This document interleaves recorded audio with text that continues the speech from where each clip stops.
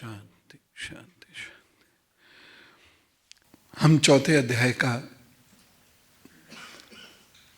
पाठ प्रारंभ करते हैं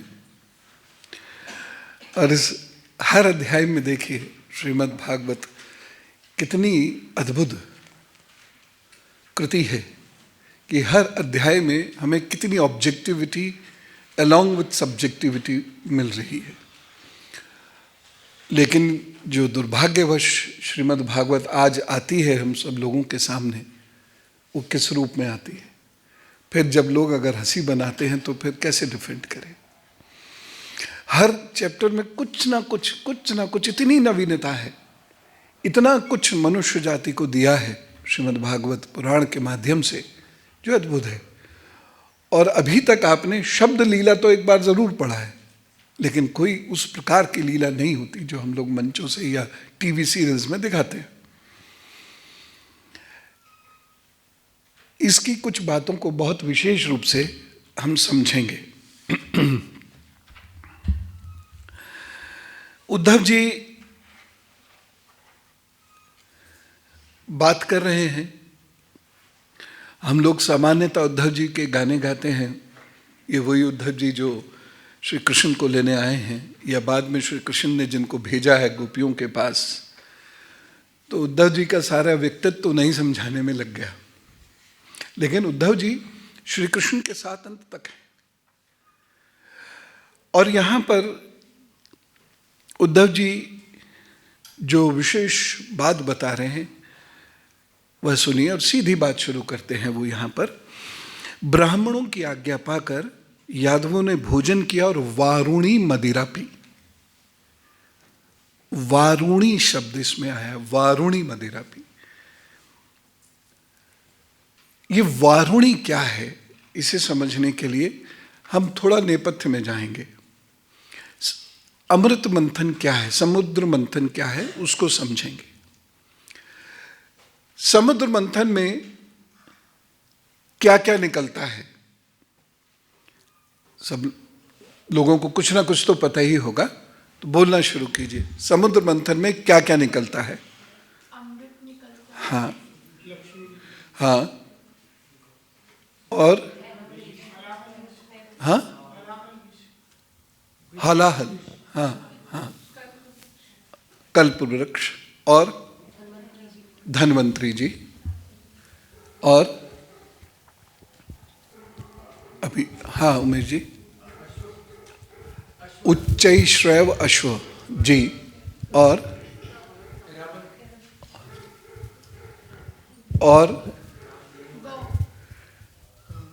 कामधेनु नाम है उस गाने, कामधेनु।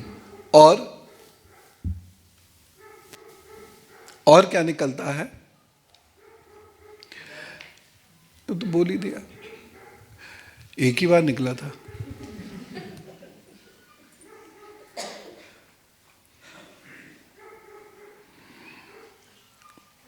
एक उसमें उल्लेख आता है वारुणी का, जिसको हम उस रूप में लेते हैं कि वारुणी कौन? वरुण की पत्नी। लेकिन जो वारुणी का अर्थ है, चरक संहिता में भी इसका वर्णन है। जो वारुणी का अर्थ है वह अर्थ यद्यपि जब हिंदी में लिखा जाता है तो उसे मदिरा बोला जाता है। देवता मदिरा पान नहीं करते हैं। देवता सोमरस क्या? पान किसके साथ लगाओगे? सुरापान। सोमरस से बनती है। तो ये जो सोमरस से बनती है ये क्या है? ये मदिरा नहीं है। ऋग्वेद में इसका स्पष्ट उल्लेख आता है कि कुछ लोगों को, जिसमें इंद्र विशेष हैं, सोमरस पीने को दिया जाता है। वो सोमरस के बहुत शौकीन हैं। और सोमरस कहां से मिल रहा है? जो आजकल उड़ीसा है, विंध्याचल है, राजस्थान की कुछ जगह है, महेंद्र पर्वत है, यहां पर उत्पन्न होने वाली ऐसे पौधे जिनको दबा, यही शब्द उसमें इस्तेमाल किया है, दबाकर निचोड़कर दूध और दही मिलाकर इंद्र को भेंट करो, ऋग्वेद कहता है। तो किसी शराब में क्या दूध मिलाया जा सकता है? किसी शराब में क्या दही मिलाया जा सकता है? बताओ, आपको तो पता होगा। नहीं पता, नहीं मिलाया जा सकता। तो इसका मतलब ये शराब नहीं है, ये वो सोम का रस है। एक विशेष किस्म का ये पौधा होता है। इस पौधे की पुनर्खोज प्रारंभ हो चुकी है। अब कब मिलता है, क्या मिलता है, अभी मैं नहीं कह सकता, लेकिन इन जगहों पे जो मैंने आपको बताया है, यहां ये सोमरस मिलता था। और इसमें एक बहुत महत्वपूर्ण जगह है, अफगानिस्तान। अफगानिस्तान में कुछ ऐसे पौधे मिले हैं जिनकी तुलना सोमरस से की जा सकती है। तो ये जो लोग भारतीय संस्कृति पर उंगली उठाते हैं, मजाक उड़ाते हैं, कोई भी हो, चाहे किसी धर्म के हो, अपने भी लोग उठा देते हैं कि वो तो शराब पिए पड़े रहते थे। वो शराब पिए पड़े रहते थे, इस बात का कोई प्रसंग नहीं है, कोई इस बात का सबूत नहीं है। पिए पड़े रहते थे, तो बहुत बड़ी बात कह दी ना। तो कहीं तो पता होना चाहिए, वो तो व्यास नहीं है। कोई भी इसका प्रमाण नहीं है, पिए पड़े रहते थे। सोमरस या सुरा, वारुणी और सुरा का आप उपयोग एक साथ कर सकते हैं पर्यायवाची के रूप में, नॉट एग्जैक्टली, लेकिन कदम के फल से बने हुए, उसको निचोड़कर उसका रस निकालकर जो सेवन किया जाता था, उसको वारुणी कहते हैं। और यह मदिरा नहीं है। ऋग्वेद में स्पष्ट लिखा हुआ है। इसका जो प्रयोग किया जाता है, चरक संहिता में भी इसका वर्णन है, इसका जो प्रयोग किया जाता है, ये यक्ष्मा नाम की बीमारी को समाप्त करने के लिए किया जाता है। यक्ष्मा क्या? यक्ष्मा बीमारी का क्या अर्थ है? कौन सी बीमारी को यक्ष्मा बोलते हैं? ना, अस्थमा, जो आगे जाके तपेदिक यानी टीबी, ट्यूबरकुलोसिस बनती है, जिसमें आपके फेफड़े खत्म होने शुरू हो जाते हैं। तो फेफड़ों के रिवाइवल के लिए, लंग्स के रिवाइवल के लिए, और उसके साथ साथ जो सेल्स का रिवाइवल है, उसके लिए कदम के फलों से जो रस निकालकर पिलाया जाता था मरीज को, वह वारुणी है। ये शराब नहीं है। मैंने आपको एक बार पंचमकार के बारे में भी बताया था। लोग कैसे कह देते हैं मांस, मदिरा, मत्स्य, मैथुन। ये पंचमकार तो बिल्कुल अलग हैं। तो जिस विज्ञान की आप बात करते हैं, उसी विज्ञान के परिप्रेक्ष्य में ही तो चीजों को देखेंगे, या अपनी चीजों से, अपने से उसको लगा देंगे। इसीलिए भारतीय संस्कृति के बारे में मैं सब लोगों का यह आह्वान करता हूं कि आप थोड़ा पढ़ो या तो सुनो। हर चीज चमत्कार नहीं होती है। श्री कृष्ण कुछ नहीं कर रहे चमत्कार के रूप में, हम लेकिन उन्हें भजते नहीं हैं। और कहने में मुझे कोई गुरेज नहीं है कि धीरे धीरे धीरे धीरे कैपिटलिज्म इज क्रीपिंग इन, पूंजीवाद घुस रहा है। धर्म में पूंजीवाद आएगा तो ये 100 प्रकार की भ्रांतियां, विकार लेकर आएगा धर्म में, और धर्म में विकार आया तो लोगों में आएगा। और भारत का जो समाज है धर्म के बिना नहीं चलता। इसीलिए वारी जो वरुण से बना है, वारुणी शब्द है, इसके बारे में वो बात करते हैं। और वारुणी का जो दूसरा स्वरूप है, जो मदिरा स्वरूप है, ये वारुणी हुई बीमारी को ठीक करने के लिए। तो जो मदिरा स्वरूप है, जैसे मद्य होता है, मद्य का अर्थ शराब नहीं है। खेचड़ी मुद्रा लगाने के उपरांत जो जूस आप, यानी हार्मोन जो हम नीचे उतार पाते हैं, उसको मद्य कहते हैं। और इसका स्पष्ट उल्लेख है तो लोग क्रिटिसाइज करते हैं, उनको कुछ नहीं पता, मजा ले रहे हैं सोशल मीडिया पे। और जो लोग डिफेंड नहीं कर पाते हैं उनको कुछ नहीं पता। और बहुत सारे लोग ऐसे हैं जो कुछ करते करते नहीं, रोते बहुत जोर से हैं, कृष्ण तुम आओ। अब बताओ, कृष्ण कह के गए कि मैंने सब कुछ सेट कर दिया, अब तुम चलाओ। हम फिर कह रहे हैं कृष्ण तुम ही आओ। क्यों आए भाई वो? हम सबको उन्होंने छोटा मोटा कृष्ण तो बना के ही छोड़ा है। हमारे भीतर भी तो ईश्वर है, हम उसको पढ़ें। कोई ग्रंथ उन्होंने थोड़ी कह दिया ग्रंथ भी आके मैं ही पढ़ूंगा या पढ़ाऊंगा। तो ये जो वारुणी है, ये रस रूप में जब लेते हैं तो यह बीमारी को ठीक करता है। और फलों का रस जब सड़ जाता है तो उसमें एक किस्म का नशा उत्पन्न हो जाता है, वह अलग चीज है। वैसे आपको एक चीज मैं बताना चाहता हूं, यद्यपि प्रसंगवश बता रहा हूं, इसका आज के विषय से अर्थ नहीं है। इजिप्ट में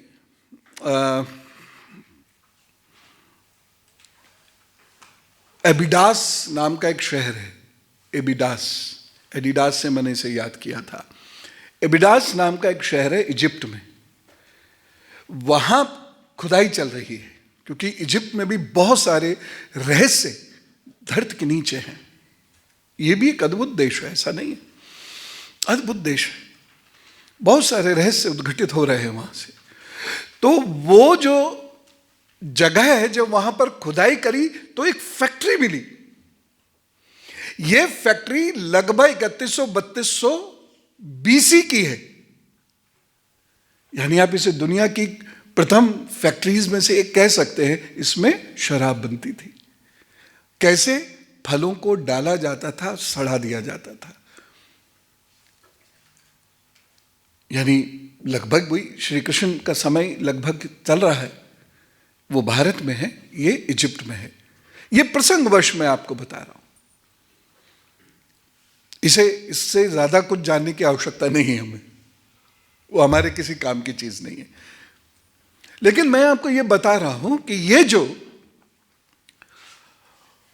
रस है, ये रस मनुष्य को जीवन देने में सक्षम है, क्योंकि ये सेल जो मर रहे होते हैं उन्हें ग्रो करा देता है। और इसीलिए ये हो सकता है कि लंग्स के साथ साथ ये उन सेल, क्योंकि कर्क रोग जिसे आज कैंसर कहते हैं ये था, तो हो सकता है ये सेल्स को रिजुविनेट करके कर्क रोग से आपको मुक्त कराए। यह है वारुणी। अब क्या होता है? वारुणी पीकर यदुवंशी सब लड़ने लगते हैं। इसका वर्णन किया है। वह अनर्गल बोलना शुरू कर देते हैं। मदिरा, यह मदिरा का प्रभाव है। सोमरस नहीं है, ये वारुणी रस नहीं है, ये मदिरा का प्रभाव है। एक दूसरे से लड़ने लगते हैं और उनकी बुद्धि बिगड़ जाती है। और अब देखिए, बहुत महत्वपूर्ण बात है श्लोक 3,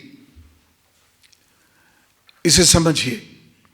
भगवान अपनी माया की उस विचित्र गति को देखकर सरस्वती के जल से आचमन करके एक वृक्ष के नीचे बैठ गए।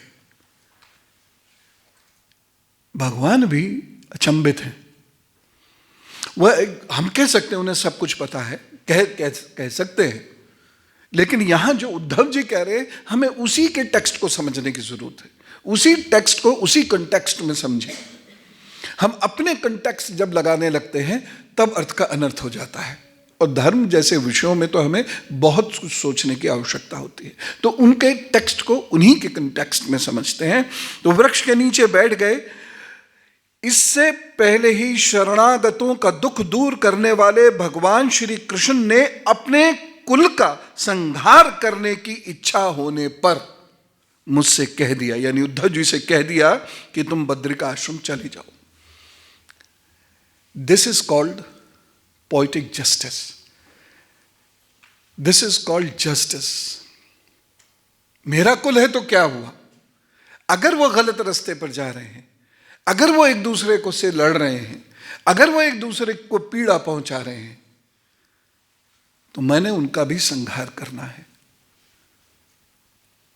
काश कि आज के माता पिता इस बात को समझ सकते, तो बच्चों की गलती पर बच्चों को यह डर होता कि उन्हें घर से निकाल दिया जाएगा, भटको। क्योंकि बच्चों को यह पता होता है कि कोई उनसे कुछ कहेगा नहीं, उनको उनके फाइनेंस मिलता रहेगा। इसलिए पेरेंटिंग कहीं सबड्यूड हो गई और पेरेंटिंग बिकेम फाइनेंसिंग। उनको पता है पैसा आ रहा है, वो कुछ भी बोलें, कैसे भी बोलें, और मनुष्य मोहवश अपने बच्चे के लिए सब कुछ कर ही बैठता है। उसको डांट लेगा, रो लेगा, कहीं और बैठ के परेशान हो लेगा, लेकिन अपने बच्चे पर कड़ाई नहीं करेगा। नहीं तो उससे कहे तुम घर से निकल जाओ, दरवाज़ा मैंने खोल दिया है, कुछ ज़रूरत की चीज़ें हैं वो ले जाओ, और ये 1 हफ्ते का पैसा है, ये लेके घर से बाहर जाओ। जिस दिन उस बच्चे को ये पता होता है, उस दिन फिर वो कभी गलती नहीं करता। जिस दिन हमें ये पता होता है रेड लाइट जंप करने के बाद पेनल्टी होगी, हम रेड लाइट जंप नहीं करते, और जहां हमें पता है नहीं होगी वहां करते। हम सब मनुष्य हैं, मनुष्य की एक आदत होती है। तो कहीं कहीं वो पेनल्टी, वो पनिशमेंट बहुत जरूरी है। उसी समय में एक और व्यक्ति है जो इस बात को नहीं समझ रहा, और उसका नाम है धृतराष्ट्र। एक पे आंख नहीं है, उसकी पत्नी ने अपनी आंख पे पट्टी बांध ली। नतीजा बच्चे छुट्टा बेल, और उसके बाद उसका नतीजा आज तक झेल रहे हैं। महाभारत हुई। जब महाभारत होने लगती है तब धृतराष्ट्र को लगता है कि अब ये सब मारे जाएंगे, क्योंकि उसे श्री कृष्ण की पावर पता है। तब वो दुर्योधन को समझाने की कोशिश करता है, लेकिन अब क्यों, समझने वाला है, कभी तो समझाया नहीं, कभी वो समझा नहीं। उसकी आज्ञा पर माता पिता चलते रहे। माता पिता आज्ञाकारी थे दुर्योधन के।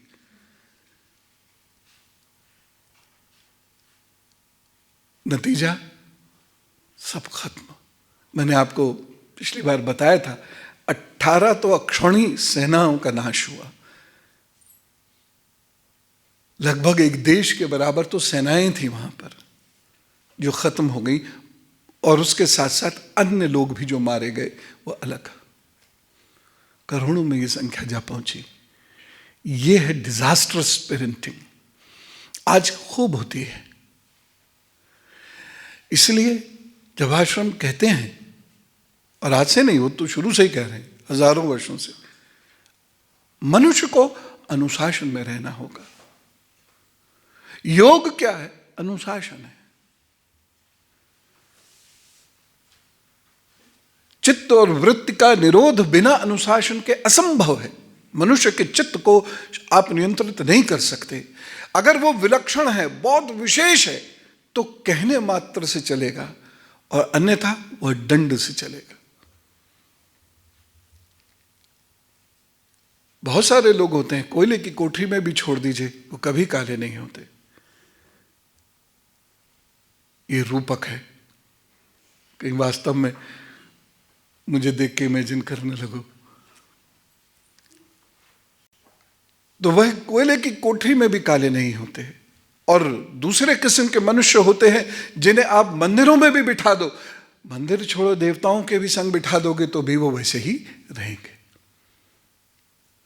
इसका मतलब सुधार कहां है?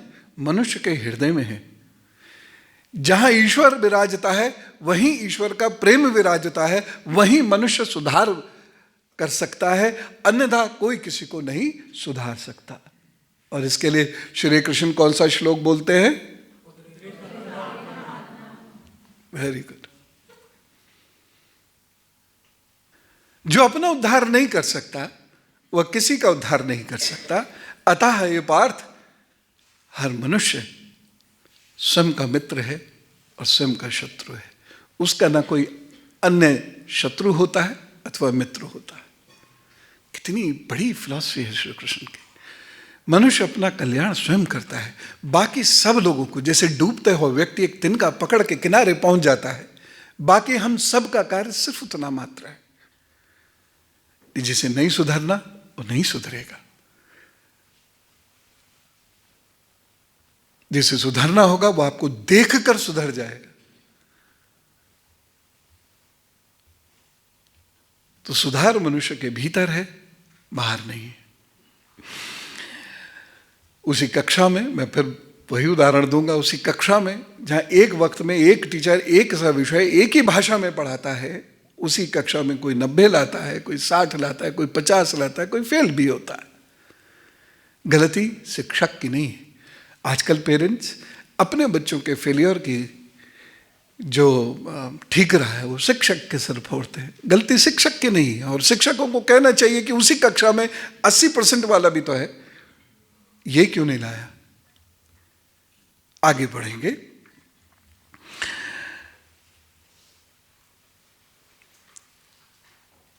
उद्धव जी जाते नहीं हैं, वो समझ गए कि क्या करना चाहते हैं श्री कृष्ण, और इसलिए वह श्री कृष्ण को लगातार ऑब्जर्व करते हैं। वो कहते हैं आगे, वहां मैंने देखा, अब इसे बहुत ध्यान से सुनिएगा, बहुत ध्यान से, और एक बहुत बड़ा मैसेज है इसमें। उद्धव जी कहते हैं, श्लोक 6, वहां मैंने देखा कि जो सबके आश्रय हैं किंतु जिनका कोई और आश्रय नहीं है। भगवान को इस पीड़ा से गुजरना पड़ता है। भगवान से सब लोग एक छत्र मांगते हैं, भगवान सबको छत्र देते भी हैं, लेकिन जब भगवान को लोगों की, भक्तों की आवश्यकता होती है, उनके साथ कोई नहीं होता, वो नितांत अकेले होते हैं।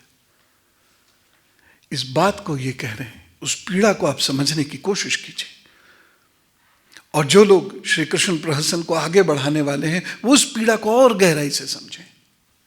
मैंने वहां देखा कि जो सबके आश्रय हैं किंतु जिनका कोई और आश्रय नहीं है, वो प्रियतम प्रभु शोभाधाम श्याम सुंदर सरस्वती के तट पर अकेले बैठे हैं।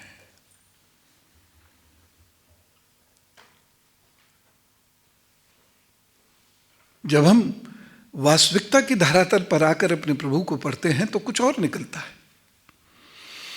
हम क्या है, हम तो उनसे आश्रय मांग रहे हैं, मिल गया भूल गए।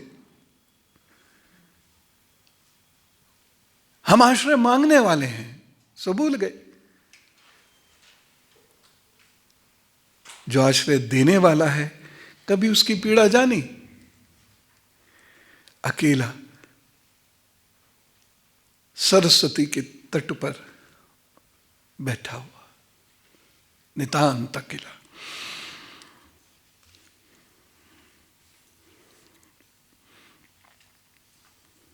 आगे कहते हैं कि मैंने उनको देखकर दूर से पहचान लिया।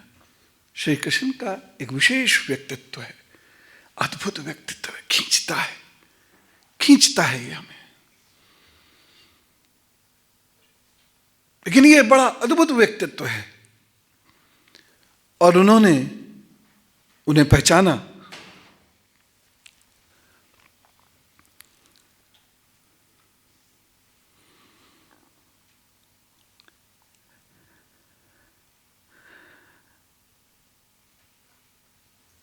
वे एक पीपल के छोटे से वृक्ष का सहारा लिए बाई जांघ पर दायां चरण कमल रखे बैठे थे।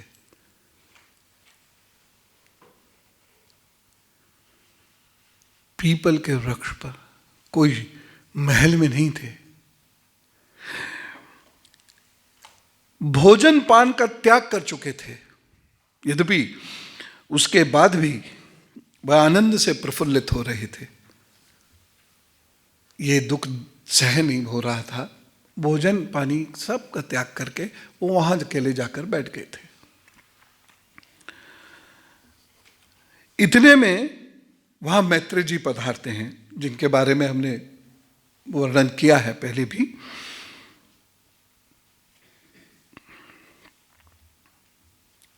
और प्रभु जब उनसे मिलते हैं तो शोकाकुल होकर नहीं मिलते हैं, वैसा ही जो उनकी मुस्कान है उसी मुस्कान के साथ मिलते हैं। पीड़ा सहने की शक्ति सब पे नहीं होती है।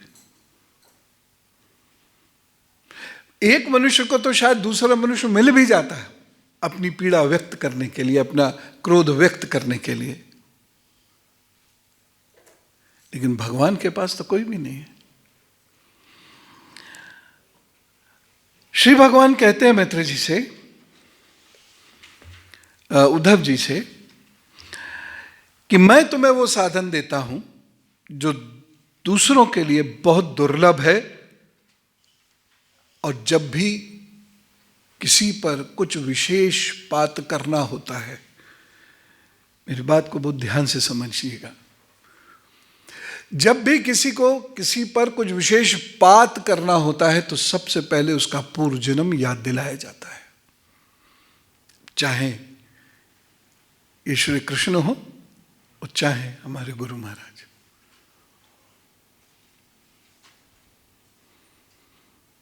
वो उद्धव जी से कहते हैं कि तुम पूर्व जन्म में एक वसु थे,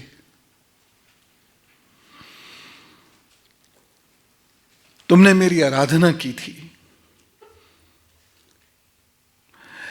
और अब है उद्धव इस संसार में तुम्हारा यह अंतिम जन्म है, क्योंकि इस जन्म में तुमने मेरा अनुग्रह प्राप्त कर लिया। लोगों को बहुत जल्दी होती है कि हम प्रसाद चढ़ा के आए, नीचे बिल्कुल खड़े मिले भगवान, हमने फला मिठाई वाले का प्रसाद चढ़ाया, बहुत देसी घी वाला, कोट पहन के नाचे सारी रात, अब भगवान जी आने चाहिए हमारे पास, नहीं आए तो रूठ जाएंगे। धैर्य रखिए, कर्म सुधारिए। उद्धव जी कहते हैं, जहां कर्म की बात आती है, उद्धव जी पूर्व जन्म के वसु हैं, और श्री कृष्ण का अनुग्रह प्राप्त करने के लिए उन्होंने तप किया, और उस तप का परिणाम इस जन्म में मिला, और जिस जन्म में मिला उसके बाद कहते हैं अब कोई तुम्हारा जन्म नहीं होगा, क्योंकि मनुष्य का अंतिम जन्म वो होता है जिसमें वो ईश्वर की प्राप्ति करना चाहता है, और प्राप्ति हो जाती है। उसके बाद फिर जन्म मनुष्य की अपनी मर्जी है। अगर वो उच्च कोटि का तपोनिष्ठ है तो ये उसकी मन पर, उसकी मर्जी पर है कि वह पुनः कार्य करने के लिए आवे अथवा ना आवे। लेकिन जिस जन्म में मनुष्य को ईश्वर की प्राप्ति हो जाती है, उसके बाद उसका जन्म नहीं होता उस मनवंतर में।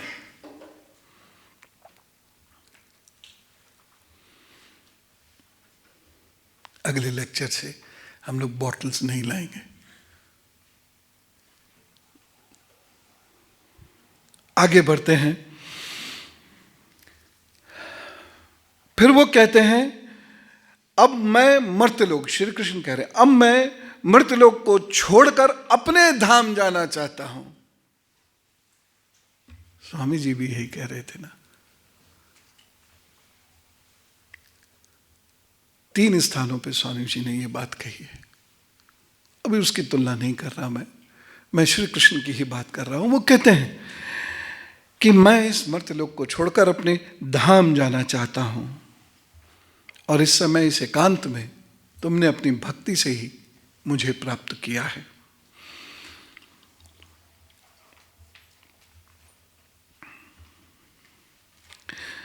एक बहुत विशेष बात इसके बाद 13वें श्लोक में है। पूर्व काल, पाद्यकल्प, पूर्व काल के आरंभ में मैंने अपने नाभि कमल पर बैठे हुए ब्रह्मा को अपनी महिमा के प्रकट करने वाले जिस श्रेष्ठ ज्ञान का उपदेश दिया था, और जिसे विवेकी लोग भागवत कहते हैं, वो ज्ञान मैं तुम्हें देता हूं। इतना सरल नहीं है ये ज्ञान। पढ़ लेना, उसकी कुछ ऑब्जेक्टिविटी को समझ लेना एक बात है, लेकिन उसका ज्ञान प्राप्त कर लेना वह दूसरी बात है। और ज्ञान का विवेक में परिणित हो जाना, ये तीसरी बात है जो बहुत अहम है। यही डिफरेंस है एजुकेशन और नॉलेज में। Education may not be an impetus to wisdom, but knowledge is. शिक्षा से विवेक उत्पन्न हो ही यह आवश्यक नहीं है। शिक्षा तो बहुत सारे लोगों के पास है पूरी दुनिया में, भारत में ही, लेकिन विवेक कहां है? इसलिए मैं मजाक में डिग्रीधारी बोल देता हूं लोगों को। डिग्रीधारी हैं, डिग्री तो सब पे आई जाती है, XYZ कहीं ना कहीं से आई जाएगी, लेकिन इसके आगे क्या? विवेक। देखो, मैं फिर कहता हूं, डिग्री लेना, कंपटीशन करना, मेहनत थोड़ी सी जरूर चाहिए, लेकिन ये बहुत कठिन नहीं है। लेकिन विवेक प्राप्त करना बहुत कठिन है। ये सरल नहीं है। बहुत मुश्किल से वह धीरता, गंभीरता, विवेक उत्पन्न होता है। दूरदृष्टि बहुत कठिनाई से आती है। प्रेम, करुणा बहुत मुश्किल होता है। धर्मनिष्ठ होना यानी ड्यूटीफुलनेस बहुत मुश्किल से आती है। और जिस समाज में ड्यूटीफुलनेस नहीं है, वो समाज धर्म परायण कैसे हो सकता है? हम रिचुअल्स के परायण तो हैं, कर्मकांड परायण हो गए हैं, धर्म परायण तो ड्यूटीफुलनेस है जो श्री कृष्ण ने करी, कर्म। और वो भी कैसा? कुशलतापूर्वक कर्म, जिसको श्री कृष्ण क्या कहते हैं? योगः कर्मसु कौशलम। वो कैसे? वो कुछ लोगों के पास होती है। इसीलिए मैं आप सब लोगों से कहता हूं, और जितने लोग अब YouTube से भी जुड़े उनसे भी कह रहा हूं, बहुत बड़ा आदमी बनना बहुत कठिन नहीं है, क्योंकि वहां संघर्ष है ही नहीं, लगभग ना के बराबर। चूंकि उस प्रवृत्ति के लोग वहां पहुंच नहीं रहे, इसीलिए तिकड़मबाजी से बहुत सारे लोग वहां पहुंच जाते हैं। ऐसा नहीं है कि नहीं पहुंच रहे, ऐसा नहीं है। दुनिया वही चला रहे हैं जिनके पास वह ज्ञान शक्ति है, वह ज्ञान चक्षु है। दुनिया वही चला रहे हैं, आज भी देश वही चला रहे हैं, घर अच्छे से वही चला रहे हैं, धर्म वही चलवा रहे हैं, क्योंकि वहां ज्यादा कंपटीशन नहीं है। बहुत पूर्व की बात है, मेरा एक विद्यार्थी मुझसे बोला कि 1 लाख लोग बैठते जब, मैं कहाँ क्लियर करूंगा UPSC। मैंने कहा तुम्हारा कंपटीशन उन 1 लाख लोगों से नहीं है, कुल 600 लोगों से है। बोले नहीं, 1 लाख लोगों ने फॉर्म भरा है। मैंने कहा उसमें से आधे से ज्यादा ने तो इसलिए भरा है कि ये नाम हो जाए गांव में कि हम UPSC की तैयारी कर रहे हैं, क्योंकि इससे दहेज बढ़ जाता है। सच्चाई है, ये सच्चाई है, मुझसे ज्यादा झाजी बता देंगे। ये होता था, और भारत के कुछ क्षेत्रों में तो विशेष रूप से होता था। और वहां अगर आप UPSC नहीं कर रहे हैं तो आप बेकार हैं। और उसको तब पहचानते थे जब 25 साल बाद वो कुछ और बड़ा करके वहां पहुंचता था। ये तो बहुत बढ़िया चीज थी जो तुमने की। तो इसलिए कंपटीशन बहुत थोड़े से लोगों से होता है। अच्छे लोगों का कंपटीशन बहुत थोड़े से अच्छे लोगों से होता है। इसलिए कंपटीशन से बहुत डरो मत। भीड़ में से तुम्हारा कोई कंपटीशन नहीं है। तो ये वो भागवत है जिसे केवल वही लोग प्राप्त करते हैं जिनमें वो विजडम है, विवेक है। फिर आगे उद्धव जी बताते हैं, विदुर जी, क्योंकि संवाद उनसे चला, विदुर जी, मुझ पर तो प्रतिक्षण उन परम पुरुष की कृपा बरसती थी। और जब उन्होंने इस बात को कहा तो मुझे रोमांच हो आया और मेरे नेत्रों से अश्रुधारा बह चली। भक्त के जीवन में कभी कभी होता है ये, हर बार नहीं होता है। अब ये नहीं ग्लिसरीन लगा के चालू हो जाओ कि रोएंगे तभी ना, वो अंदर से आएगा और चेहरा बताएगा।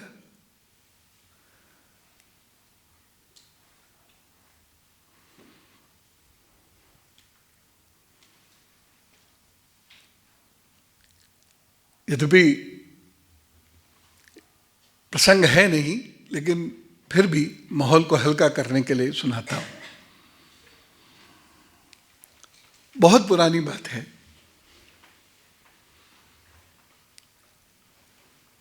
एक दीदी ने हमसे कहा, मेरा मन भक्ति में बिल्कुल रम चुका है। हमसे पहली बार मिले थे और मैं भक्ति ही करना चाहती हूँ। ये घर गृहस्थी इन लोगों ने मतलब अपने पति की तरफ इशारा करके कहा, मेरा जीवन बेकार कर रखा है, मैं प्रभु में रमना चाहती हूँ। उसका नाम लेते ही रोना फूट पड़ता है, मैं रोने लगती हूँ। बहुत शांति से सुनता रहा। फिर उन्होंने पूछा, आप क्या करते थे पहले? मैंने कहा, थिएटर करता था। आई होप कि आप समझ गए होंगे।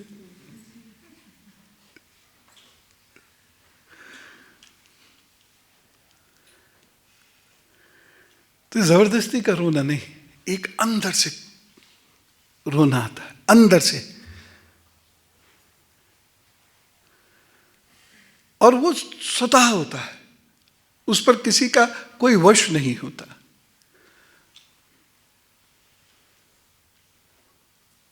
और वो पता चल जाता है। तो भक्ति को अंदर से आने दीजिए, ऊपर से मत थोपिए, ये अच्छा नहीं है। आगे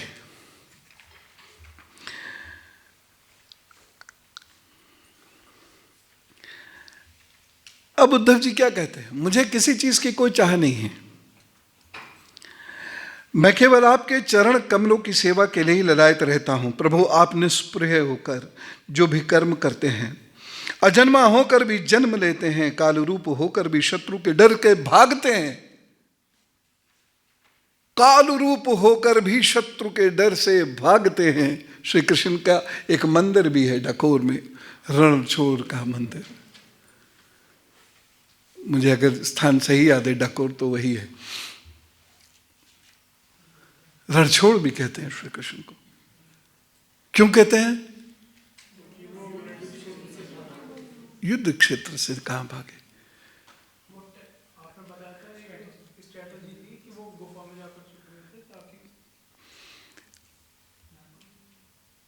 और क्या था?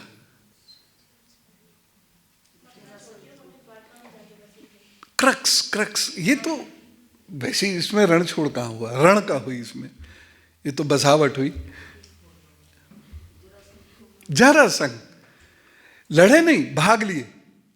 लड़े ही कहां वो? जरासंध लड़ रहा था, वो थोड़ी, वो तो बोले भागो। अब बलदाव के कहां लेके भागे जा रहे हैं मुझे, बिल्कुल जंगल में, और एक जगह जंगल खत्म, नीचे खाई, बोले कूदो। और वही एक कूद थी जिससे उन्होंने करोड़ों लोगों का जीवन बचाया, करोड़ों लोगों को बलिदान दिया और धर्म की स्थापना की। ये वो है स्ट्रेटेजिक पार्ट जो आप कह रहे थे। तो ये जरासंध वाला मामला था। तो काल रूप होकर भी शत्रु के डर से भागते हैं और द्वारका के किले में जा छिपे रहते हैं, तथा स्वात्माराम होकर भी, स्वात्माराम समझते हैं, अपनी आत्मा पर पूर्ण नियंत्रण के बाद भी 16,000 स्त्रियों के साथ रमण करते हैं। आपको ये रहस्य मैं बता ही चुका हूं। 16,000 अब तो स्पष्ट लिखा है ना, स्त्री, पत्नी नहीं लिखा मिलेगा, जीवन संग नहीं लिखा नहीं मिलेगा, स्त्रियां हैं। और रमण करने का जो अर्थ टीवी ने हमको समझाया वो नहीं होता, रमना। आगे बढ़ते हैं। इन विचित्र चरित्रों को देखकर विद्वानों की बुद्धि भी चक्र में पड़ जाती है। पैराडॉक्सेस। वो व्यक्ति जो राजवेश में है सन्यासी है, जो व्यक्ति जो सन्यास वेश में है वो राजा है। ये पैराडॉक्सेस होते हैं और भारत में ये पैराडॉक्सेस बहुत मिलेंगे आपको।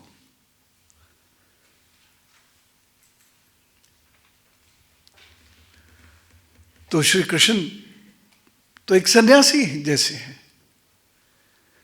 वैरागी जैसे हैं, डिटैच्ड हैं, लेकिन फिर भी संसार में है, संसार के काम कर रहे हैं। ये एक अद्भुत विरोधाभास है, अद्भुत पैराडॉक्स है। शायद वही इसको निभा सकते हैं, अन्यथा अन्य किसी के बस की बात ये नहीं है।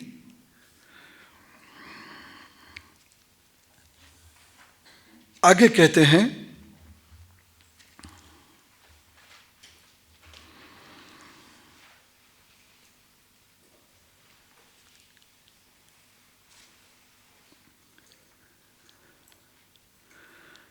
सुखदेव जी पुनः अब इस प्रसंग में आते हैं।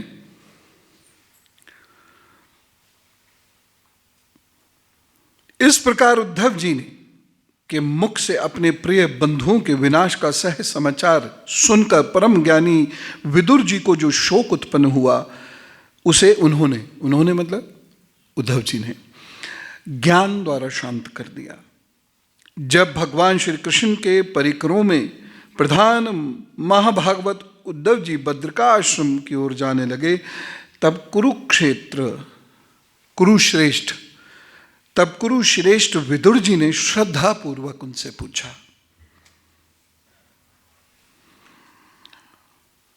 कि आप हमें भी वह गूढ़ रहस्य बताइए जो आपको पता चला। उद्धव जी क्या कहते हैं, इसके लिए आप मैत्रेय जी की सेवा कीजिए। नहीं बता रहे, मैत्रेय जी की सेवा कीजिए। क्यों? क्योंकि मर्तलोक को छोड़ते समय मेरे सामने स्वयं भगवान ने ही आपको उपदेश करने के लिए उन्हें आज्ञा दी थी, इसलिए आपको मैत्रेय ही बताएंगे, मैं नहीं।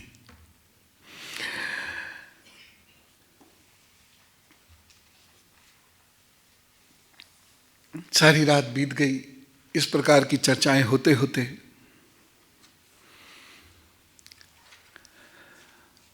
अब परीक्षित जी पुनः प्रसंग में आते हैं। वृषणी कुल और भोजवंश के सभी रति और युद्धपतियों के भी युद्धपति नष्ट हो गए, यहां तक कि त्रिलोकीनाथ श्री हरि को भी अपना वह स्वरूप छोड़ना पड़ा था। फिर उन सब के मुखिया उद्धव जी कैसे बच गए, ये पूछते हैं।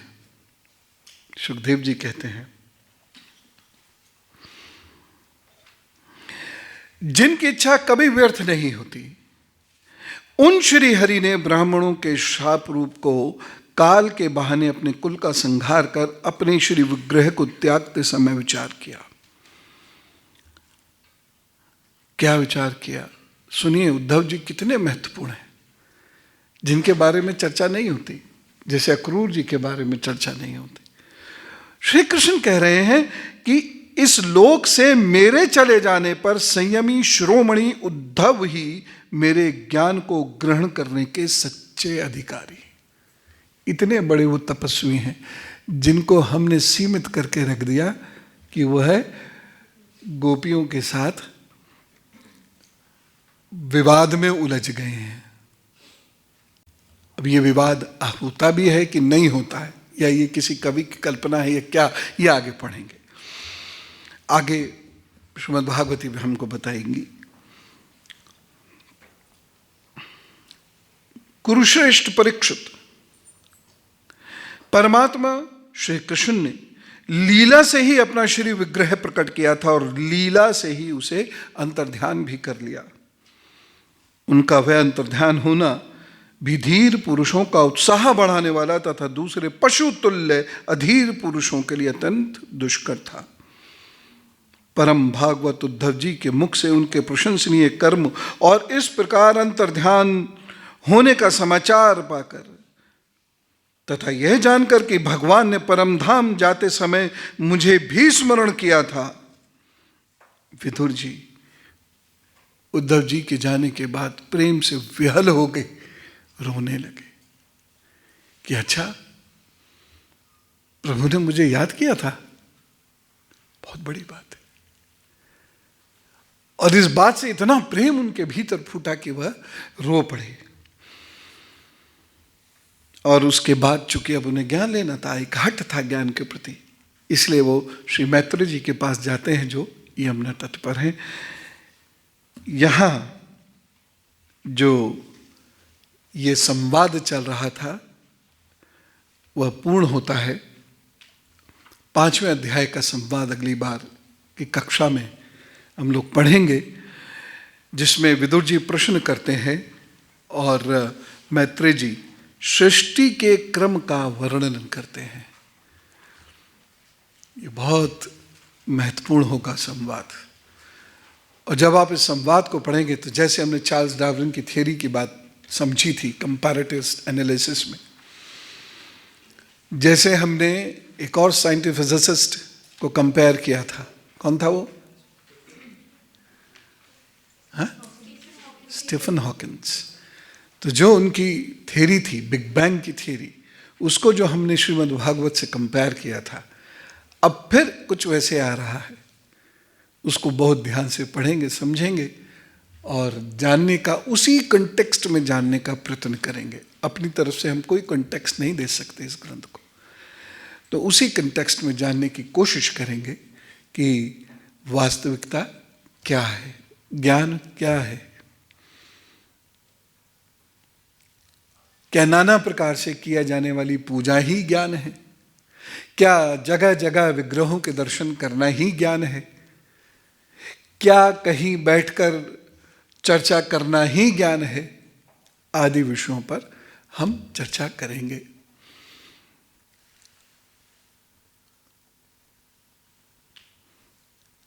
जो आपने श्रवण किया है उस पर मनन भी कीजिएगा और ये जो जानकारी है ये आपके लिए विलक्षण होगी, आपके व्यक्तित्व में निखार आएगा। और आपको ये भी समझ में आ रहा होगा कि जब मैं एजुकेशन की बात करता हूँ तो इनफॉर्मल एजुकेशन की बात करता हूँ, वो यही संवाद है, छोटे छोटे लेकिन महत्वपूर्ण संवाद हैं। संवाद के बिना कभी भी संवहन नहीं हो सकता। यानी if you don't communicate, communication word आता है ना, लैंग्वेज के लिए भी, language is a medium of communication. तो if you don't communicate you can not transfer the knowledge.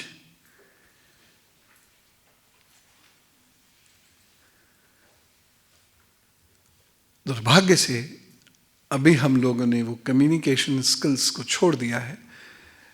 कोई बात नहीं, 2-3 दिन बाद से, आज मैंने आपको नया टाइम टेबल भेजा है, वो कम्युनिकेशन स्किल्स भी हम लोग सीखेंगे और उस महान व्यक्तित्व के पत्रों से सीखेंगे जिनके पत्रों ने इस दुनिया में करोड़ों लोगों को, दुनिया में कह रहा हूं, एक नई दिशा और राह दी। Then you will understand the power of language in communication.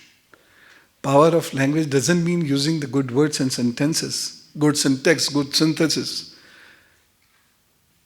Power of language means you can communicate what you want to. What is the force of your feelings that should be communicated through your words?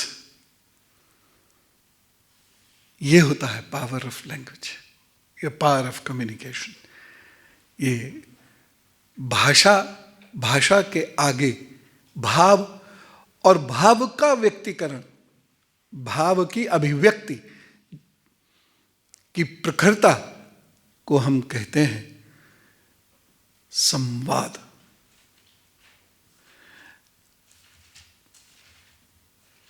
प्रभु आपको सुख दे, ज्ञान दे, स्वास्थ्य दे। समय क्या हो गया? 9:15।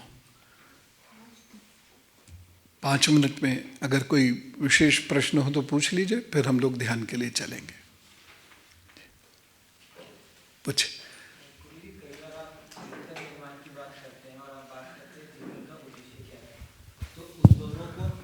उन दोनों को हम आपस में कैसे जोड़ सकते हैं?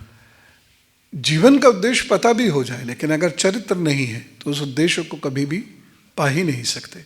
चरित्र का मतलब हम लोग बहुत छोटे दायरे में लेकर चलते हैं। चरित्र का मतलब है हम कैसे उठते हैं, बैठते हैं, खाते हैं, पीते हैं, बोलते हैं, सोचते हैं, ये सब चीजें चरित्र में आती हैं। तो चरित्र का निर्माण यानी मान लीजिए अगर मेरा लक्ष्य है एवरेस्ट पर चढ़ना, तो मेरा चरित्र होना चाहिए जिसमें ओज हो, जोश हो, वीरता हो। मेरे बाजू मजबूत होने चाहिए, मेरी श्वास हल्की भी पड़े तो मेरे अंदर वो धीरता होनी चाहिए, मेरे लंग्स मजबूत होने चाहिए जिससे कम ऑक्सीजन में भी ज़्यादा काम कर सके। ये सब कुछ चीज़ें मिलकर कंसंट्रेशन बनाती हैं जिससे हम अपना उद्देश्य प्राप्त करते हैं।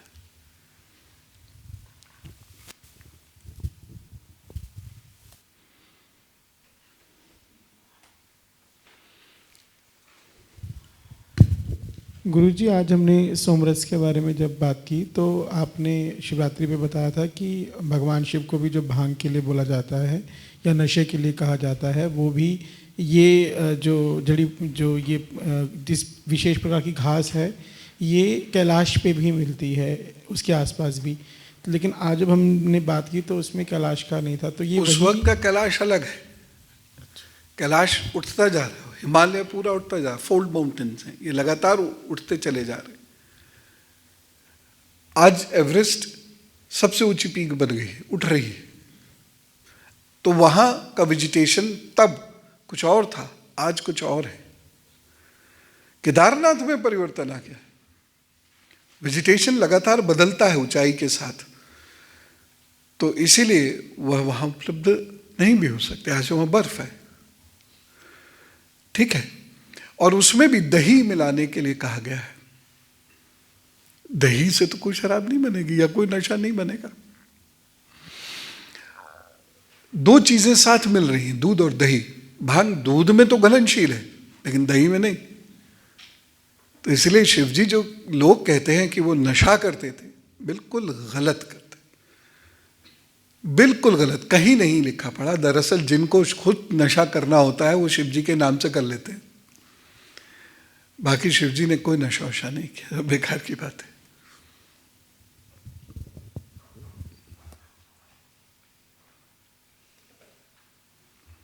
ठीक, चलिए आप थोड़ा सा टहल लीजिए और फिर हम लोग नारायण मंदिर में चलते हैं, ध्यान करेंगे। प्रभु शांति दे, शक्ति दे, धैर्य दे, समझ दे, विवेक दे। ओम।